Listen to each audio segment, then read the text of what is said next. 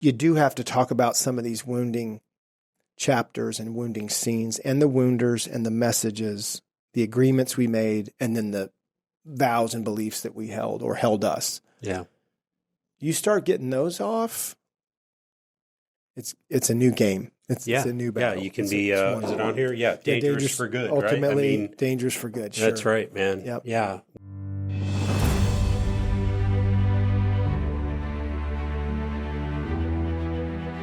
With God, there is always more. More love, more life, more freedom. Welcome to Zoweh's Exploring More with Michael Thompson.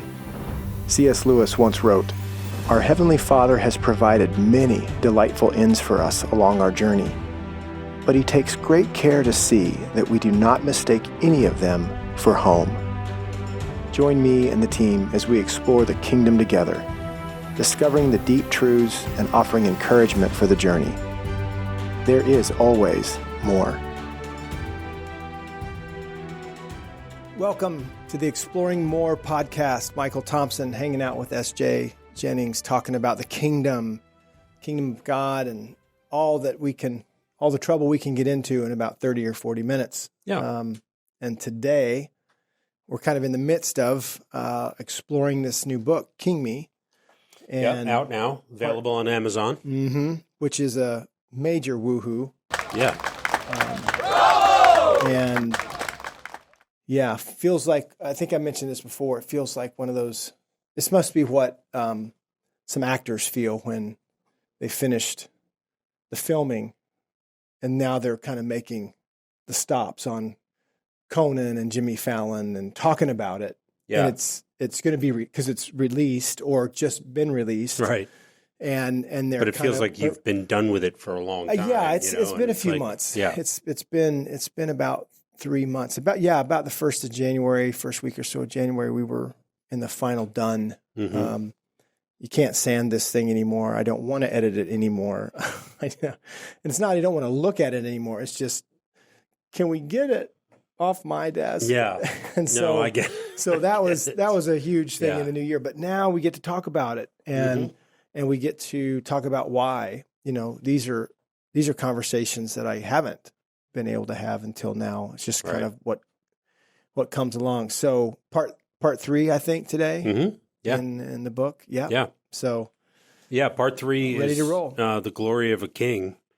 And I'm just going to steal this right out of this first part of this section. In part 2, we looked at the different stages of the masculine journey, right? And that's what we went through in the second podcast too. But why is all that important? Why heal from our wounds and dismantle the false self that rooted in those wounds? Right? Yeah. So why do we need to do that? What is the, the part 3 is largely about the healing path, right? And so in part 2, when we were talking about the masculine journey, you're kind of collecting all the dots. Yeah.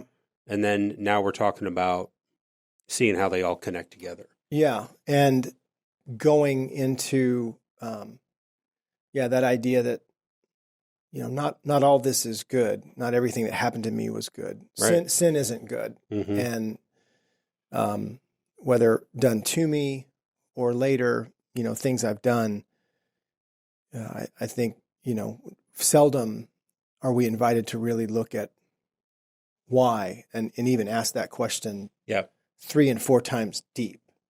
Yeah. And so what I felt when you were first asking the question was, why do all that? Mm-hmm. The word that comes to mind is freedom, to be free, to be free from thoughts and feelings of accusation or diminishment, guilt, shame, and fear, the things that encumber.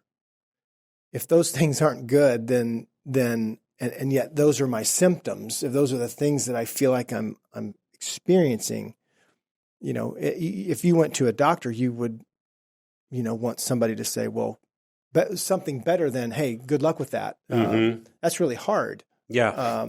That must really hurt. Yeah. It's great to have empathy and to have some kind of like, yeah, it does hurt, really hurts. It's really inconvenient. And so, but I know you've told a story about, getting some treatment on I think a shoulder, that when the pain was finally enough, you went and saw somebody and they could diagnose it well and treat it well. And my shoulder's not hurting. So much. Yeah. The first thing she said was, you don't have to live with that pain. You don't have to live with that pain. You don't have to live with that encumbrance. You don't have to live with that sentence over you. And it's not just one in this spiritual realm that we're talking about. And so there was some work to be done. There was some help that you had. There was a journey to take. And then there was strength. So my point is still back to freedom. I think at the end of, Schindler's List, when they are leaving the factory and these, folks that have been, in many ways rescued and saved from the Nazi brutality, now they're free to go somewhere. They don't have much. They have it in there. They're carrying it. Yeah. And now they're free to go. Remember, the horsemen ride up. I think they're Russian soldiers maybe that ride up. And and so they are, where leader says, well, where should we go? Ben Kingsley, I think, is, don't go east. They're still fighting there. And I wouldn't go west because you may not be welcome there. And in Germany, don't go that direction because there's still Nazis. So maybe you should go. So kind of narrows it down a little bit. Yeah. They're free. Yeah. But they're not getting to enjoy the freedom yet that they're seeking and will move towards. So that is how we are in the kingdom. We are free. We're free in Christ. Christ has set us free. Galatians 5:1. It is for freedom that you have been set free. So free from what? And not just doing stupid stuff or, having, maybe you can't control what somebody else is doing, but what if I was free from the effects of what's been done to me? What I'm carrying with me in these bags, and how do I go with God into that space of healing? Because the more healed I get, the more function I get, the more I can then be and do what I was created to be and do. And now I'm more free. And so all of that, I think, line of thinking and even that line of believing so you can be free. And the intimacy with God, the knowing who you are, hearing who you are, the nos ghost that we talked about, all of that is so that I think an image bearer, an apprentice of Christ, can be more free. And it's hard to be, if you were a pitcher, it's hard to pitch when you are compromised, when this is hurting, when this isn't right. Yeah, so when there's injury and the effects of that. Even in my own story, I know there have been times where God has revealed things that I'm captive to, I'm imprisoned by, and also revealed that I wasn't even aware that I was imprisoned by them. Right. So can you just comment on that a little bit? Like, man, I mean, I'm just thinking of, I was kind of in a prison of unforgiveness, right? I was judged myself severely and harshly for some behavior and that I had done earlier in my life. And I didn't even realize how imprisoned by that belief that I was unforgivable until God, showed me the prison cell I was in, and then the door swung open. Yeah. So is it just you kind of take this journey of healing and hope some of that becomes you become aware of it, or is there like a method? Yeah. Yes, yes, and yes, and Okay. yes. That's there came a time when, and I'm going to use the physical realm again, when you just said, this is not working. This is hurting. This is not right. Yeah. So that's one way that takes us, I think, to the Father is, this is, I don't like this. I don't think this is right. I don't think this is the way it should be. Would you help me? Would you? Yeah. And, this keeps happening, and I'm the common denominator in all of it. Yeah. Right. And so, but your example, I think, is a little different revelation, and how you came by it. I'm not sure that moment, whether you heard somebody teach it or read somebody that was sharing it or something about, this is how we discover things in the kingdom. And some of them are just ways that God kind of puts it in our path. Mm-hmm. And we think, great example. So there's a Netflix series. It's a couple episodes, about an hour and a half each, on Bill Russell. I grew up a Celtics fan. I need to watch that still. You told me about it. After he played and was a player coach, we lived in Seattle at the time in the early 70s. He was the coach of the Supersonics. So I knew him that way, and his history. So I thought I was going to watch a series on, Bill Russell and his 11 championships and the Celtics and their prowess through the early years of the NBA. And I did, and I was. But I didn't know that what I was going to get was lessons on Bill Russell, the civil rights leader. Mm. Yeah. And how jaded he was by, playing for crowds, but not being accepted in his own community. So, I wasn't, that's not what I was looking for. I didn't see that coming. But that's what I got. And I just, he was a hero before because he can't fit all his rings on his fingers. Yeah. And then he became another kind of hero of, right. and the details and the pictures and I got more. So I think there's times it's happened to me like this. I bring that up as there's times when you're pursuing something for one reason and you get something else. Yeah. Like Unforgiveness. I didn't pick up this book. I didn't listen to this podcast. Yeah. I didn't know they were going to talk about that. Right. And they did, and it strikes that nerve, or it touches that part that's somehow segregated from you, or in some ways broken off, unproductive, unwelcome into this space. So that's what where that takes me is yes and yes and yes. I mean, to know another silly example, but when your back's hurting, you start looking for remedy. And most people don't go to a chiropractor just because they think it'd be fun. They go because they're hurting. So somewhere in there, God meets us, I think, when we move out. John Eldredge calls it in his book about prayer, that the cry out, the cry of the heart, just the desperate cry of the heart, and how God meets us in that space versus, surprising us in some spaces that he wants to meet us. We just didn't know that we needed to be met there. Right. Because he seems to be the one, SJ, that's more committed to our freedom than often we are, actually than always we are.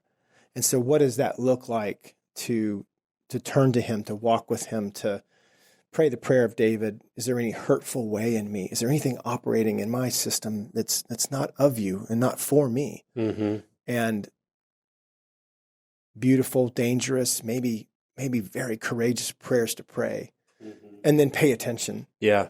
And pay attention. Yeah, I shared a story at our last event, our King Me Advance, about how God's kind of meeting me in the process of grief, and how he wants to walk with me in it, not just have me do it on my own, or have him do it for me. Come back and report. Right? Yeah. And I remember the moment when I kind of figured that out, that like, let's do it together thing. And I remember, and the way I told in the story, it was Jesus was just excited, like, yes, you get You're it. ready. You're ready. You get it. And I'm thinking about our kids too, if you've got children, you can't always do it for them. There's a time that you cut their meat, and all that. And then you kind of reach the stage where it's time to hand them a steak knife or at least a butter knife, and, cut your own meatloaf or whatever it is. And then they get it, they figure it out. And I just think God is that way with us oftentimes, where he's just, there's a lot of things that he will do for us and did the most important thing for us. Right. But I think more often, he kind of wants us to figure it out on our own and be there to cheer excitedly. Yeah. I like what you said. He's done it for us. You made a kind of a parenthesis out of that. In and through the cross. Yeah. We are forgiven and we are free. Yeah.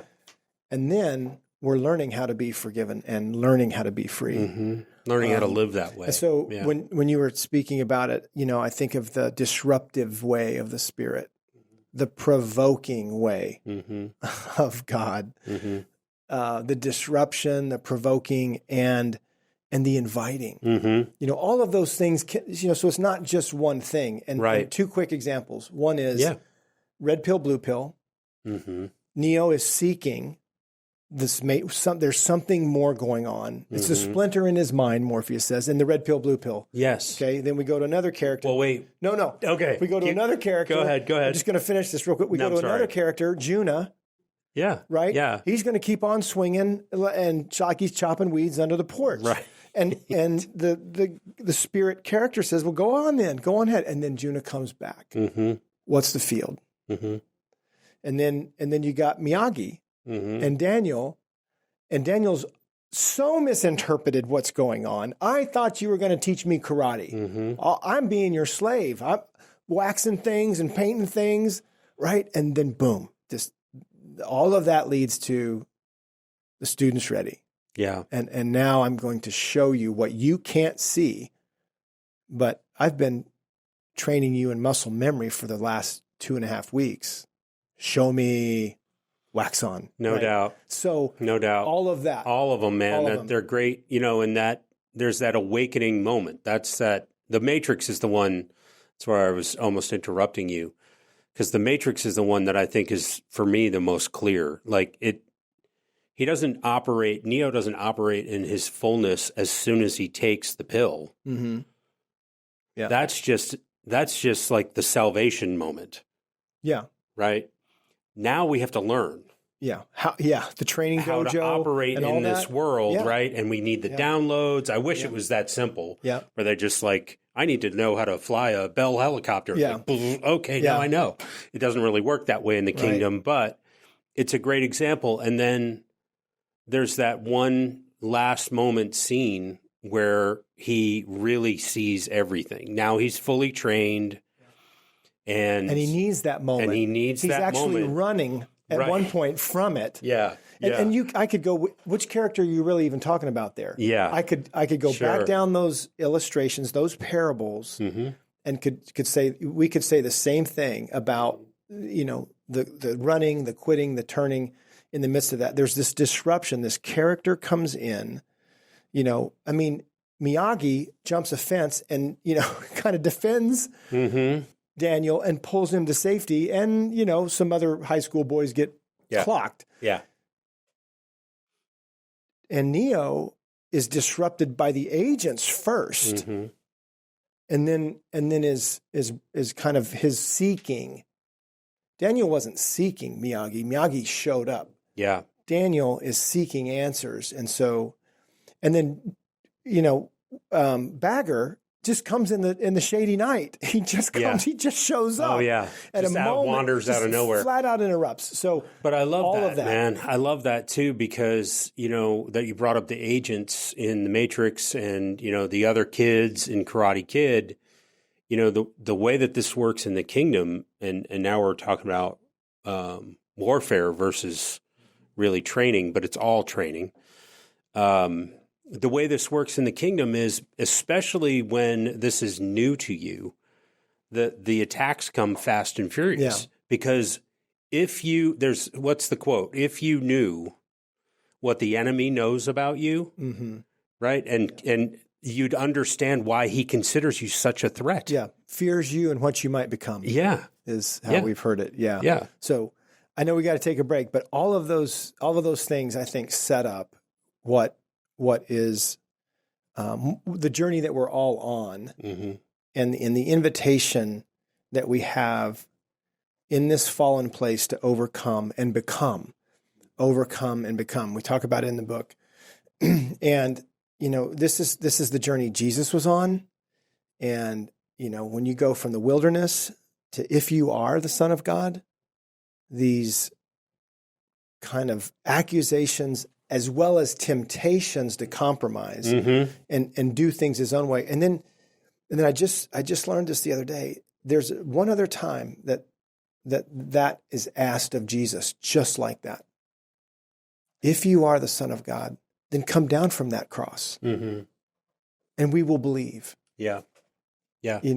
Rescue yourself. Yes. And then we'll believe. So, this identity piece is just a huge part of the conversation. If you don't know how you're known in heaven, what a great adventure that would be to find out. Yeah. And when you come into that, and when you see that, and when he shows you and tells you that, you got to get some stuff off, you got to get some stuff out, beliefs that God doesn't speak, that's going to be a big problem if you want him to tell you who you are in the kingdom. So there's things that need tending to, that have power and authority in our lives because we believe them.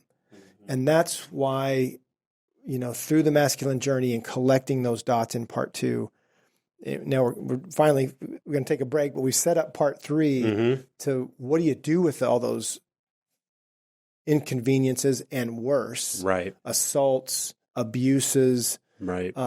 Misunderstandings, mishandlings. What do you do with all of those in order to claim with Christ and the help of Christ to claim your freedom and to walk in that freedom?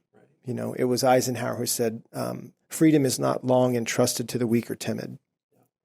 And to you said it earlier, he might do a few of these things for you, but what he's really interested in is reinstating your will. And your will has been so compromised over the journey that it's going to take a little time to get it back and to get it working and to have it be functioning in a way that you actually can choose again. And you're not on some dumb autopilot that the false self runs. No, functioning the way it was intended to be, and that freedom. So anyway, we'll be right back on the Exploring More podcast with part 3 of King Me, the Glory of a King. See you in a minute. Every man has a kingdom. Not every king rules well. Like a living piece in life's checker game, you are moving across the board towards your time of greatest authority and impact. But what kind of king will you be? In King Me, I want to guide you through the 6 stages of the masculine journey and invite you to walk with God into healing encounters and validating experiences. Through this, we can learn to wield love as our greatest weapon and provide a kingdom where hearts are free. Every man does have a kingdom. Not every king rules well. You can. It's your move. Now available on Amazon. See kingmebook.com for more details. Welcome back to the Exploring More podcast, part 2 of this podcast. And this is part 3 of the King Me podcast. And the book is out. You just heard and saw some of that. And so we're going to give you a minute. We're going to take 5 minutes and just get your computer and just knock that out. Yeah. Get Amazon. Get on Amazon Prime. Yeah, we'll just hang here. We'll just wait right here. For a Maybe minute. we can play that girl from Ipanema. And elevator music. Yeah. Or a game show. Dads. Burt Bacharach. I think that's Burt Bacharach. When was the last time anybody said Burt Bacharach's name? I don't know, man. But he's still remembered. Yeah. You know? But Amazon is where we chose to release King Me first, and the reason is that we just feel like it gives us the best opportunity to be found by the most people, you know. And if you have already read King Me, if you were part of the launch team, or had an advanced reader copy, or if you're a really fast reader and you've already read the book, hit us up with a review on Amazon too. Right. That helps us a lot. Right. So we won't wait on you anymore, but hopefully this will be inviting or disrupting or provoking in a way for if you're a man on a journey. We wrote this to encourage and equip and help you, and because these are the things that God showed us to encourage and equip and help us overcome and become. Yeah, so, and in our travels, not only that, Michael. I wasn't going to say that. I did. In our travels and interactions with men, we haven't met many guys that know this stuff. Yeah. There's a way things work. And so I didn't know it 15 years ago. No, so we're just called to share it. And Yep. The glory of a king. So, masculine journey in part 2, healing, right? And that journey of wounds, vows, and agreements, and undoing the things that have been done to you, and that. So then we step into the glory of being a king. I love this quote you start chapter 14 with from John Eldridge, our friend in ministry and in the kingdom. We have heard a lot about original sin, but not enough about original glory. Mm-hmm. And to the point of what we were talking about in the first half, original glory gets buried underneath all that other stuff. Yeah. That's happened to us. And so it's this journey of, taking things off, putting them off to the side, sending them back wherever they came from, right? Mm. But also, in my perspective, it's a reopening of your heart. I think the journey up to 40, 50 years old, it can take a toll, and that toll closes off parts of your heart. Yeah, that's true. You went through that list real quickly a few minutes ago about the healing path and what does it look like, and is there a structure to that? So, in kind of just the simplest way, if you believe things that are false and not true, we have a word for that called lies. Mm-hmm. If you believe lies about yourself or about God or about others, then those are going to be operational. They're going to compromise that part of you, like we were doing in the diagrams last week. That boy part is shut down and told it's your feelings don't matter. Don't you understand the situation we're in? Boom. Or I can't believe you would even think that, much less why would you do? I mean, to be harshly addressed in a space of where something's gone wrong, and now a parent or a teacher is just going to make sure you feel crappy because you should. Yeah.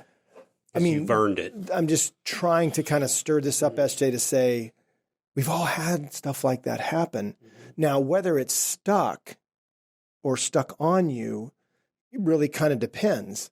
If you had somebody to go home to after that teacher did that and share what happened, and your parents say, what did happen, and well, what did you do? You probably deserved it. Even that's very different. That's another helping on top of a freshly punch, bruise, wound, cut. And so, but it's not just the wounding moment and the wounding person. It's the message that they're delivering, offering, trying to penetrate your belief system, which is this place, we talk about it in the book, your heart, your subconscious, this deep space where your will is. So that's why there's a battle between occupying that place. And so if I subscribed, we say it this way sometimes, if I subscribed to something, even when I was 4 or 8, they should have never even put a pen in my hand. You're right. But that's not how it works.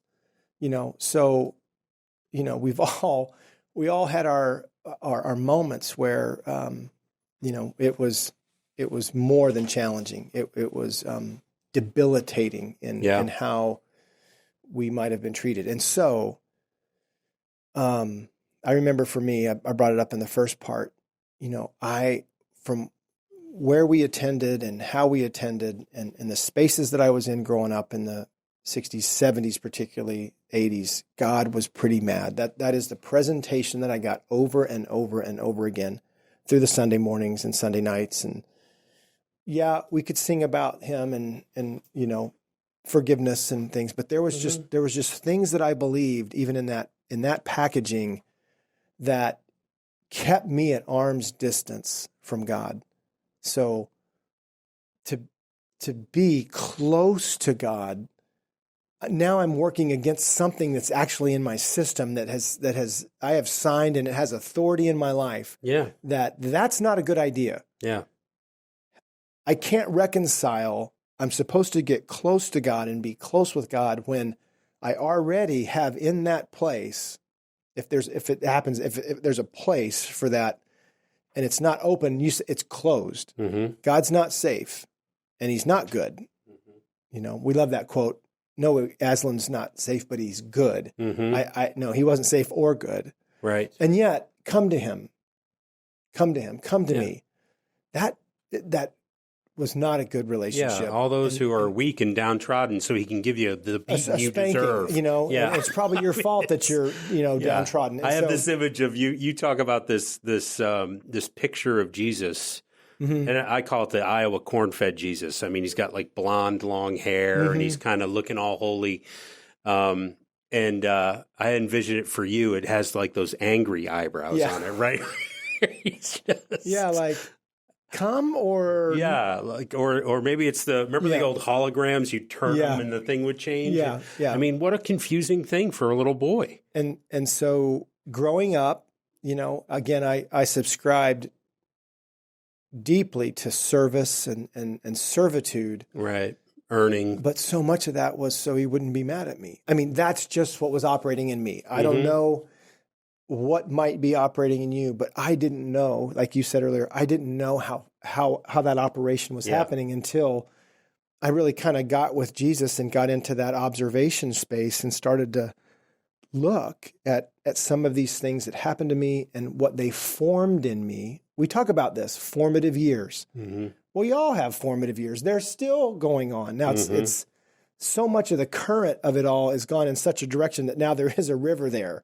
So how does that get redirected? Yeah. How does the tributaries get, not only dammed up, but filled in with the goodness of God so that it can be, the flow can reroute to this idea of a river of life and into the garden of our hearts and grow the kind of things that should have been growing and could now be bearing a different kind of fruit. But sin does bear fruit. And so Galatians is clear on that. Jesus talks about, the soil of the good heart and how it will produce. So anyway. You don't have to convince anybody of that, that sin produces fruit. I mean, that's now where all of that originated. Like, what's the origin of my desire to behave that way? That's what we're talking about in terms of the healing going journey. Upstream from behavior to motives, right, to belief systems. And we are talking about sin, but as you open this part with, and that's what's in the way of your original glory. Yeah. And so let's talk about that.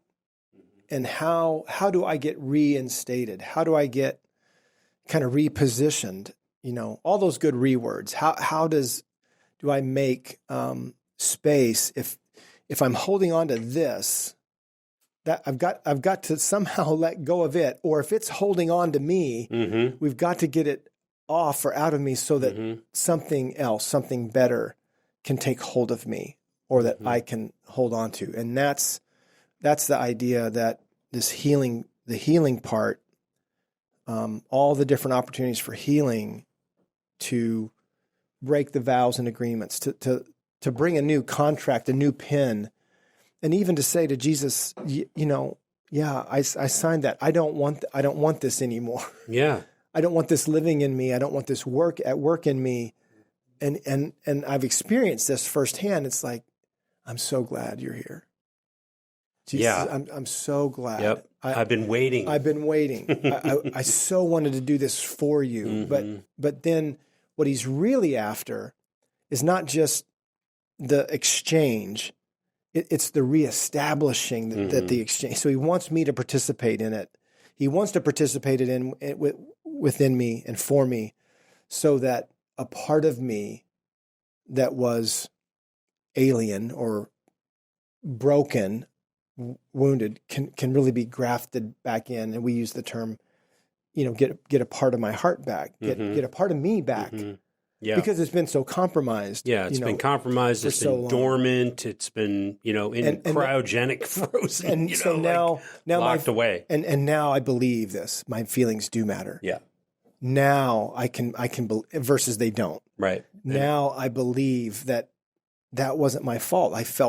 I was made to feel like it was for all those years, and that I do stupid stuff, or I can't, I'll never. All of that is where, we've done this in some of the appointments with men that we've had. We have help them break these agreements, so that if that's not true, let's ask Jesus, what does he think? What does he say? And in the context of kind of that environment that we like to create, oh my gosh, he's wild. He shows up with the wildest things. Yeah. And that is transformative. And if it happens to a younger man, he's got 30 years. He gets to walk in that. If it happens to an older man, he gets to recover those years lost. He may have some more work to do, or some more fences to mend relationally, because of what that bridges to rebuild. Because what that's done in him for 30 years, it's not only encumbered him, it's actually equipped him to sin, to hide, to protect, to demand, to control, all the things that fear can how they operationally they can function. And so if perfect love casts out fear, oh my gosh, what line do I need to get in? Where is that distribution? Right. And that is what we want to invite men to. By the time they get to part 3 in the book, the work that they've done, this is the home stretch. This is the reward. Right. This is what's it all for? Yeah. Of some days or weeks of exploration. When the journal workbook comes out, it's going to help kind of record some of this process. But SJ, that's what, to know there's a glory, small g, to my existence, that when he made me for something, to bring uniquely to bring to the world something, some part of him. Yeah. The Trinity DNA, the image bearer that I and you are. You get to bring a reflection, a part of him that's a little different than me, but we share the image bearing. We share, being sons and becoming good men in this journey of learning how to be like Jesus, ultimately, the King of Kings. And so when you do have to talk about some of these wounding chapters and wounding scenes, and the wounders and the messages, the agreements we made, and then the vows and beliefs that we held or held us. Yeah. You start getting those off, it's a new game. It's a new battle. Yeah, you can It's be, is it on here? Yeah, dangerous for good, right? Ultimately, dangerous for good, sure. That's right, man. Yep. Yeah. Well, I mean, I love it, man. I love the opportunity to talk about it. Yeah, it's fun. Anytime we get to. And, I think the thing that's, as we're landing the plane on this episode, I guess there's hope. Yeah. There's hope. Yeah. Because I imagine if 1,000, 10,000, 100,000, 1,000,000 men got their hearts back, operated freely and lovingly in the kingdom, what kind of effect would that have generationally, and on our society and the world? I mean, it's exciting to think about. And it is to me. It really is. And the fallenness is not to be underestimated. The kingdom of darkness is no joke, and they've kind of had a bit of the upper hand in this. And so it's interesting when you're describing it. I felt that the invitation is to retreat back to God. Kind of back to your corner. You've been in the ring for too long and getting it handed to you. And some guys have one arm that's swinging pretty good, so they get through some days. But oh my gosh, to come to that place, where you have the upper hand, and you've moved across the board, and you've become a new piece. Two things. I think we talked about this. Two things. One, you become a new piece, and you can move differently. And now your objective is to help others of your pieces get there. The other thing that's crazy that I just realized not too long ago, this is just after the, we're down the home stretch of the book, is a piece off the board gets to get put back on you. Yep. And you get to carry, that newness. Yeah.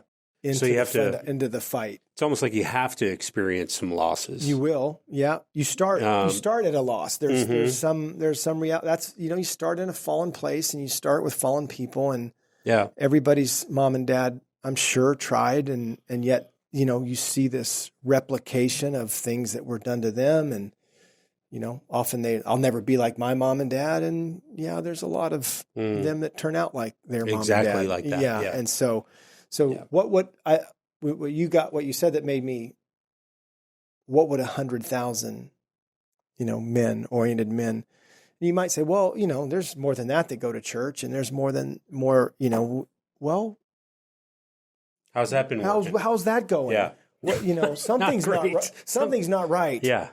On the landscape of this. Yeah. And what we've experienced the last 15 years is a way of encouraging and equipping men and turning them loose in that freedom for the hearts of others. But if you don't possess that freedom, you won't be able to see others safely to their space. And most of them on the board, they're limping and crawling. Oh yeah. Anyway. Oh yeah. But I know the ones that every man really does care significantly about, and that's the pieces that are their sons, that are their daughters, their wife. And how do they, how do they position themselves so that the enemy doesn't take them out? And I think that's setting up part 4. Okay. A little bit. Well, good. That's where we'll go next. So that's great. Well, thanks for sharing more about it, man. And it's really, like I said, it's really fun to talk about. Pick up King Me on Amazon now, and we're going to have it. I think we're going to focus on Amazon for the first few weeks, 4 or 5 weeks probably, but then it'll be start being available elsewhere. But Amazon for right now.